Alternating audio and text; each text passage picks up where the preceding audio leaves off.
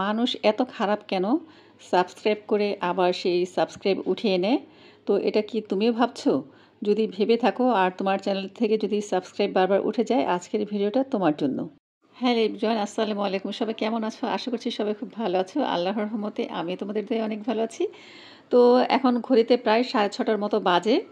আর আমি ঘুম থেকে উঠেই কিন্তু রান্নাঘরে চলে আসছি। এর কারণ হচ্ছে বাচ্চাদের জন্য টিফিন বানাতে হবে। সকালবেলা কিন্তু দোনো মেয়ে কিছু খেতে চায় না, তারপর জোর জবরদস্তি করে দেয়া লাগে। আর তাসনিমকে তো এখন টিফিন বানিয়ে দিতে হবে।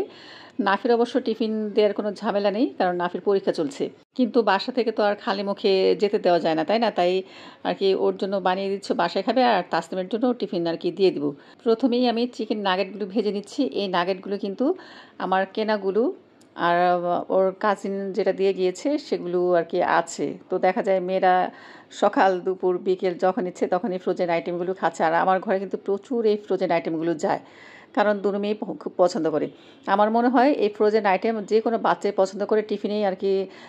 কেউ যদি নাও খায়, কোনো বাচ্চা যদি নাও খায়, কিন্তু ফ্রোজেন আইটেমগুলো কিন্তু ঠিকই খায়। তো এদিক দিয়ে আমি আর কি তোমাদের ঘড়ির টাইমটা একটু দেখিয়ে দিলাম। তো শীতকাল বলে কিন্তু তাসনিমের ক্লাসের টাইমটা একটু বাড়িয়েছে, 7টার জায়গায় 7:30 করেছে। আমি কিন্তু নাগেটটা ভেজে উঠিয়ে রেখে দিয়েছি। এরপরে ভাবলাম দুজনের নুডলসে ডিম দিয়ে দিব। তো ডিমটা দিয়ে আমি ঘরে গিয়েছি পানি আনার জন্য ফিল্টার থেকে। এসে দেখি একটু বেশি কড়া ভাজা হয়ে গেছে। যাক, সমস্যা নেই, আমি ভালো মতন ডিমটা ভেঙে দিয়েছি। এরপরে এই যে পরিমাণ মতন পানি দিয়ে নুডলস দিয়ে দিলাম। আমার মেয়েরা কিন্তু এই সেদ্ধ নুডলসটাই খায়, এর সাথে কোনো ডিম দিলে খেতে চায় না, পেঁয়াজ দিলে খেতে চায় না। তবে আজকে তো ডিমটা ভেঙে দিলাম, দেখি খায় কি না। আর প্রথমে আমি তাসনিমের জন্য নুডলসটা রান্না করে নিচ্ছি। তাসনিম খাবে ঝাল ছাড়া, আর নাফি খাবে ঝাল দিয়ে। এই কারণে মূলত দেখা যায় বিভিন্ন কোয়ালিটির আর কি নুডলস আমার ঘরে থাকে দুই মেয়ের জন্য।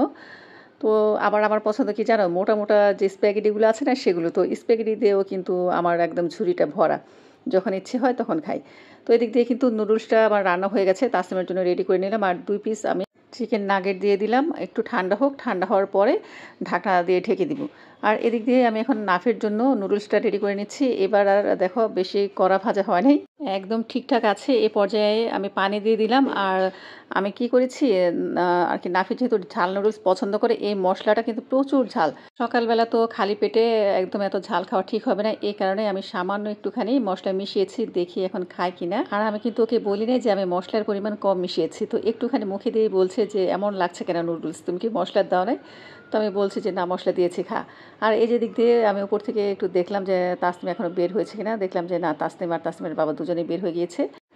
আর এখন আমি ঘরের টুকিটাকি কাজকর্ম করে নিব, কারণ এখন যদি আমি শুয়ে পড়ি তাহলে দেখা যায় ঘুম থেকে উঠতে উঠতে 10টা 11টা বেজে যাবে। এই কারণে এখন আর ঘুমাবো না। তো ঘরের কাজকর্ম রান্নাবাড়া সেরে ফেলবো।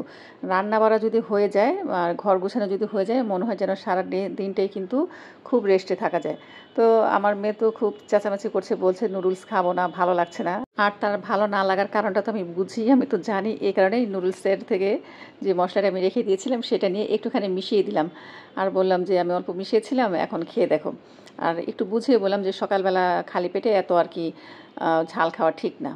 যাই হোক, ও পড়ছে আর খাচ্ছে, একটু পরে বের হয়ে যাবে 8টার দিকে। আর এদিক দিয়ে কিন্তু আমি থালা বাসনগুলো অফ ক্যামেরায় সবগুলো ধুয়ে নিয়েছি। আর এই যে এক সমস্যা, কলের লাইন ঠিক করার পরে দেখা যায় এক চাপে কখনোই বন্ধ হয় না, বন্ধ করে যায়। এরপর ঘরে যেয়ে দেখি কি টিপ টিপ শব্দ শোনা যাচ্ছে। এরপর এসে আবার কল বন্ধ করতে হয়। আর আমার কন্যার অবস্থা দেখো, আমি তো আর জানি না সে নুডলস আর কি রেখে চলে গেছে। তো এই যে দেখি খায় নাই, 1 পিস মাত্র আর কি চিকেন শুধু নাগেটটা খেয়েছে, আর বাকিগুলো রয়েছে। এগুলো এখন ফেলে দিব, কারণ ও আস্তে আস্তে 1টার মতো বেজে যাবে, ওই সময় তার এগুলো খাওয়া যাবে না। আর এদিক দিয়ে তাসনিমের বাবা হেঁটে আসছে, আসার সময় করলা নিয়ে আসছে। গতকাল তো মাছ রান্না করেছিলাম, ভীষণ চেঁচামেচি করেছে, খেতে চায় নাই। তো আজকে এই কারণে আমি দেশি মুরগি ভিজিয়েছি। দেশি মুরগিটা কিন্তু খেতে বেশ ভালো লাগে। এখন না আর কি পাকিস্তানি মুরগিগুলো অত খেতে ইচ্ছে করে না। যাই হোক, আমার যেহেতু সব কাটা ধোয়া শেষ, এখন আমি রান্নাগুলো বসিয়ে দেবো। 3 চুলায় রান্না বসিয়ে দিলে বেশি একটা সময় লাগে না। কিন্তু কি অবস্থা দেখো, আমি তো অবাক হয়ে গেলাম, কিরে এত তাড়াতাড়ি কি আর কি কার্ডে শেষ হয়ে গেল নাকি টাকা, আমি বুঝতেছি না। তো আমি আর কি যখন চুলার মধ্যে আগুনটা জ্বলাতে গেলাম, দেখি যে জ্বলছে না। এই কারণে ভাবলাম একটু মিটারটা চেক করে দেখি মিটারে টাকা আছে কিনা, কারণ এত তাড়াতাড়ি শেষ হওয়ার কথা না। কিন্তু দেখো মিটারে কিন্তু অনেক পরিমাণেই আর কি টাকা রয়ে গেছে, আসলে গ্যাস চলে গেছে। এখন ঘড়িতে অলমোস্ট 10:30 বাজে। তো আমি ভাবলাম যে তাড়াতাড়ি আর কি রান্নাটা সেরে ফেলবো, এরপরে আর কি টুকিটাকি কিছু ঘরের কাজকর্ম সেরে নিব। যেমন আলমারির আমার কাপড় চোপড়গুলো একদম আর কি পুরা এলোমেলো হয়ে আছে। আর তাড়াতাড়ি রান্নাবাড়া শেষ করলে কিন্তু এই ধরনের কাজগুলো আর কি করা যায়। এরপর আমার মেয়েদের ড্রয়ারগুলো গুছাতে হবে, প্রচুর কাপড় জমে গেছে ড্রয়ারের মধ্যে, ড্রয়ার খোলাই যাচ্ছে না। যাই হোক, অফ ক্যামেরায় আমি দেখো মুরগিটাকে পুড়িয়ে তারপরে কেটে নিয়েছি, কেটে সুন্দর মতন ধুয়ে নিয়েছি। আসলে কেন বলি যে সুন্দর মতো ধুয়ে নিয়েছি, আমরা যারা রাঁধুনি, যারা রান্না করি, কাজকর্ম করি, আমরা কিন্তু সবাই জানি মুরগির ভিতরে একটু পিচ্ছিল পিচ্ছিল টাইপের থাকে, একটু পশম থাকে, লোম থাকে, এগুলো কিন্তু ভালো মতন খুঁটিয়ে খুঁটিয়ে না ধুলে আর কি রয়ে যায়, অনেকটাই রয়ে যাওয়ার চান্স থাকে। এই কারণে কিন্তু খুব ভালো মতন খুঁটিয়ে খুঁটিয়ে ধোয়া লাগে। তো এদিক দিয়ে দেখো ডালটা বলক চলে আসছে, আমি এখন বাগার দিয়ে দিব। আমার এত খারাপ লাগছে যে সব কাটা হয়ে গেছে, কিন্তু এখন আমি গ্যাসের কারণে রান্না বসাতে পারছি না। ভাগ্যিস আমার এলপি গ্যাস ছিল, নয়তো এখন দেখা যায় রাইস কুকারে সব কিছু রান্না করতে হতো। আর রাইস কুকারটা তো আমি তুলে রেখে দিয়েছি, সচরাচর ব্যবহার করি না, কারণ আমার রান্নাঘরে তেমন একটা জায়গা নেই। সব কিছু দিয়েই আমি আর কি ভরিয়ে রেখেছি। এমনিতেও রাইস কুকার লাগে না, দেখা যায় গ্যাস যদি আমার না থাকতো এলপি গ্যাসটা, তাহলে অবশ্যই আমি আর কি ব্যবহার করতাম। আর রান্না বাড়ার শেষে দেখবা ভারী পাতিলগুলো কেমন মেসি হয়ে যায়, তো আমার এই যে জারি ব্যাগগুলো আসে বাজার থেকে, সেগুলো কিন্তু আমি রেখে দিই মোছামুছির জন্য। তো দেখা একদম পুরো পাতিলটা ক্লিন হয়ে গেল। আর এখন আমি করলা ভাজিটা বসাবো। আর আমি কিন্তু অলওয়েজ যে কোনো ভাজিতে রসুন ব্যবহার করি, আমার কাছে রসুনের ফ্লেভারটা খুব ভালো লাগে। শুধু বলবো ভালো লাগে এর জন্য না, রসুনের কিন্তু অনেক গুণাগুণ আছে। তো এই কারণেই মূলত আমি সব খাবারেই রসুন দেওয়ার ট্রাই করি। আর শুকনো মরিচও দিয়েছি সাথে 2টা। যে কোনো ভাজিতে আমরা সবাই জানি শুকনো মরিচের ফোড়ন কিন্তু অবশ্যই দিতে হয়, তবে রসুনটা অনেকে দেয় অনেকে দেয় না, আমি কিন্তু সব ভাজিতে রসুন ব্যবহার করি। তো এরপরে এই যে আমি বেশি করে পেঁয়াজ দিয়ে দিলাম, আর পেঁয়াজটা আমি বেশি ভাজবো না, জাস্ট একটুখানি আমি হালকা ভেজে নিয়েছি। আর এই যে দেখতে পাচ্ছ উস্তা, এই উস্তাটা না একটু শক্ত টাইপের, কিছু উস্তা আছে একদম নরম, ওটার মধ্যে কোনো পানি লাগে না। কিন্তু এই উস্তাটা যদি শুধু আমি ফ্রাই করতে যেতাম, তাহলে এখান দিয়ে লাল হয়ে যেত, সেদ্ধ হতো না, খেতে ভালো লাগতো না। এই কারণে আমি একটুখানি বেশি পানি দিয়েই আর কি করলা না, উস্তা ভাজিটা এখন বসিয়ে দিলাম। ভাজিটা হতে থাকুক, যেহেতু পানি আছে, শুকাতে একটু সময় লাগবে। তো এদিক দিয়ে আমার ঘরে যে পেঁপে ছিল, পেঁপেটা আমি অর্ধেক তাসমিমের বাবাকে দিয়েছি, আর মেয়েরা তো কিচ্ছু খেতে চায় না, ফল টল, আমার জন্য কেটে নিলাম। তো আমি বসে বসে খাচ্ছিলাম, আর ভিডিও না একটু এডিট করার আর কি চেষ্টা চালাচ্ছিলাম, যে দেখি একটু সময় বসে এডিট করি। কিন্তু হঠাৎ আমার নাকে আসতেছে করলা ভাজি পোড়ার কেমন গন্ধ আসতেছে।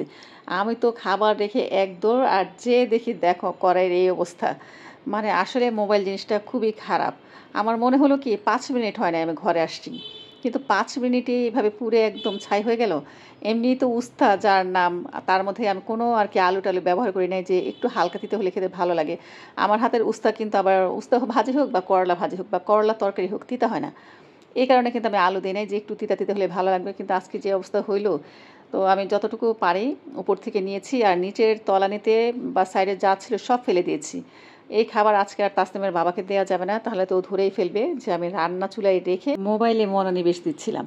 যাই হোক, আমি একটুখানি খেয়ে দেখেছি, তিতা লাগে না, কিন্তু ওই যে পোড়া লেগেছে না, ওইটার একটা উটকো গন্ধ আসতেছে।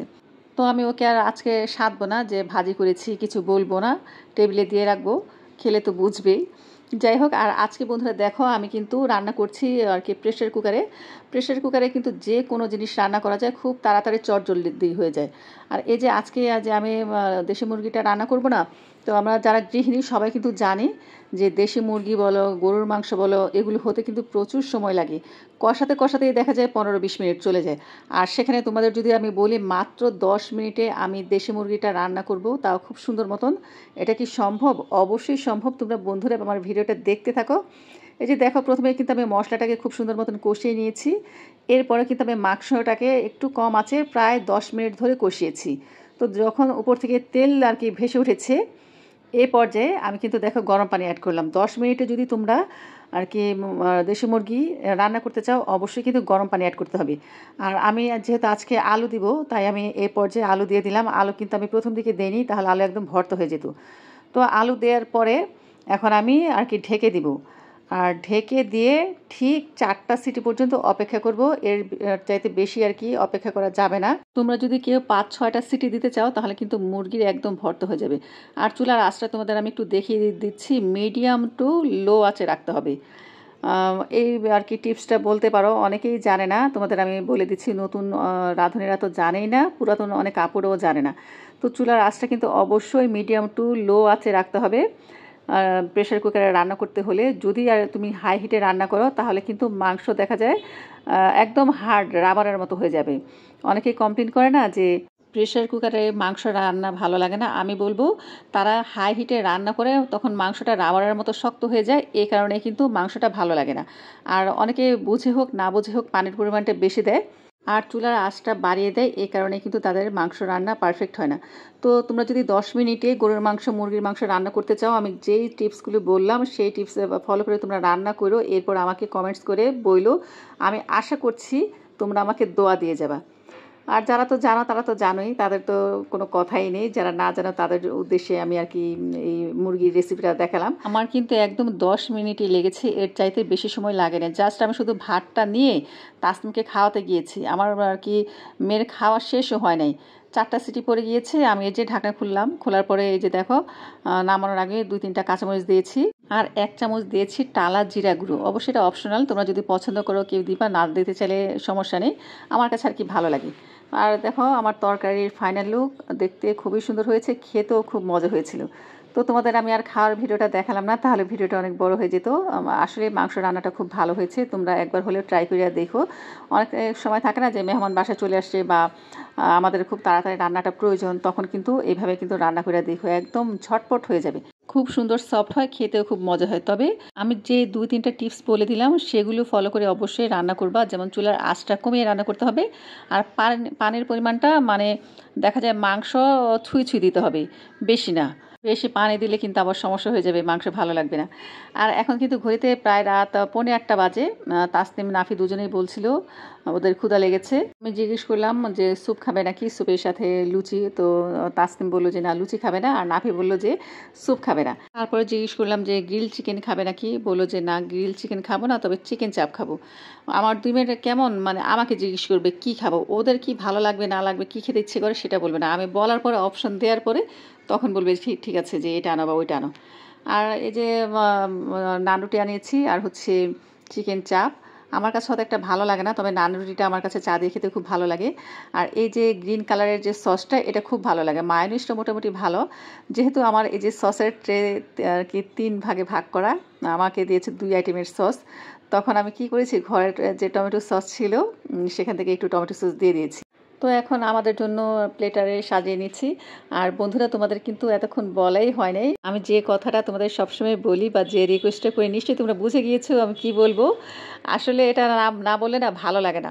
আমি জানি আমার অনেক বন্ধুরা কিন্তু আমাকে অনেক ভালোবাসে আর আমার ভিডিওতে অবশ্যই কিন্তু কমেন্ট করে লাইক করে, কিন্তু আমার কিছু কিছু বন্ধুরা আছে যারা ভিডিওতে এসে জাস্ট 2-3টা হার্ট শেপ দিয়ে চলে যাও।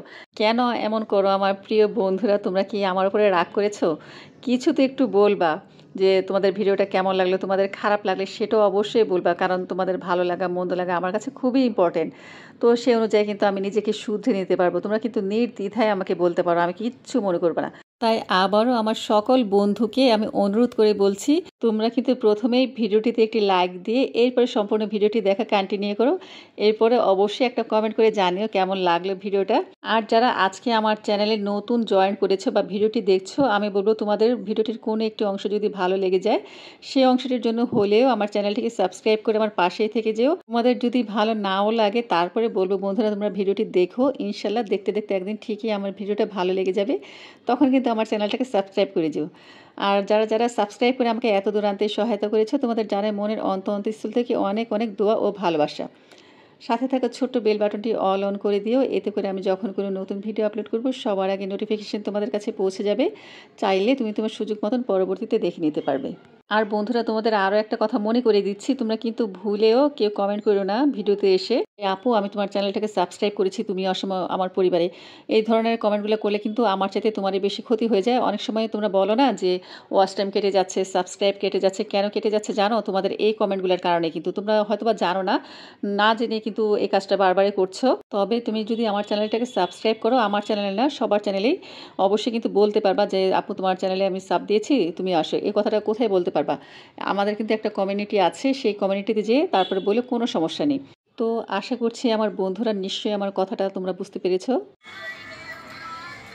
খাওয়া দাওয়া শেষ আর বাংলাদেশ চা খেতে খেতে একটা কথা মনে পড়লো, এই যে কাপটা দেখতেছ এটার সাথে ছোট্ট একটা পিরিচ ছিল। তো এই যে ট্রান্সফার কাপগুলো আমার কাছে খুব ভালো লাগে, তো আমি মূলত এই কাপটা কিনছিলাম কেন জানো? লাল চা খাওয়ার জন্য। যে লাল চা সুন্দর একটা কালার হয়ে দেখা যাবে। কিন্তু আমি মনে হয় এই কাপটা কেনা হয়ে গেছে 2 বছর। আজ পর্যন্ত এটার সাথে পিরিজও ভেঙে গেছে, কিন্তু আজ পর্যন্ত এখনও আমি লাল চা খাইয়ে উঠতে পারিনি। তো বোঝো, আমার শুধু লাল চার স্বপনই। যখন দেখা যায় একদম ঠান্ডা কাশিতে অস্থির, তখনই আমি একমাত্র লাল চাটা খাই, মানে ওষুধটা খাই। তো তোমরাও কি আমার মতো এমন লাল চা খাও নাকি দুধ চা খাও? কমেন্ট করে জানিও, ঠিক আছে? তো বন্ধুরা, আজকে এ পর্যন্ত। সবাই ভালো থেকো। আল্লাহ হাফিজ।